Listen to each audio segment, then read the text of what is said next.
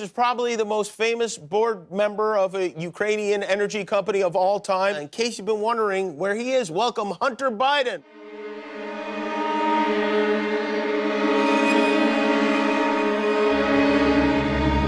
He's like, you were doing crack at the places that I eat. You know, I feel like I learned a lot about crack, and I know that sounds weird. I learned how to I really think I could get it now, thanks to your book. You wrote, did I make a mistake by taking a seat on the board of a Ukrainian gas company? No. Did I display a lack of judgment? No. Would I do it again? No.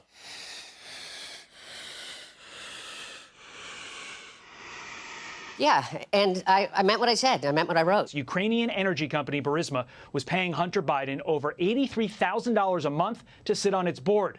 The day after the meeting, a Burisma exec emailing Hunter, writing in part, quote, "Dear Hunter, thank you for inviting me to D.C. and giving an opportunity to meet your father."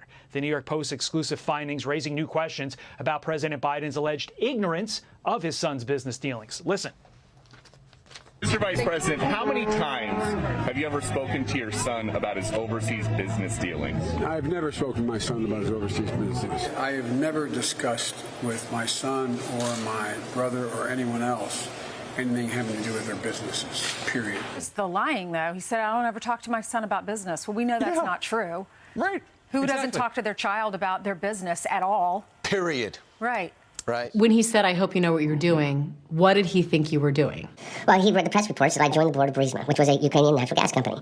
And there's been a lot of misinformation about me, not about my dad. Nobody buys that. But it buys this idea that I was unqualified to be on the board. What were your qualifications to be on the board of Burisma? Well, I was vice chairman of the board of Amtrak for 5 years. I was the chairman of the board of the UN World Food Program. I was a lawyer for Boies Schiller Flexner, one of the most prestigious law firms in the world. You didn't have any extensive knowledge about natural gas or Ukraine itself, though. No, but I think that I had as much knowledge as anybody else that was on the board. If your last name wasn't Biden, do you think you would have been asked to be on the board of Burisma? I don't know. Probably not. I don't think that there's a lot of things that would have happened in my life that if my last name wasn't Biden.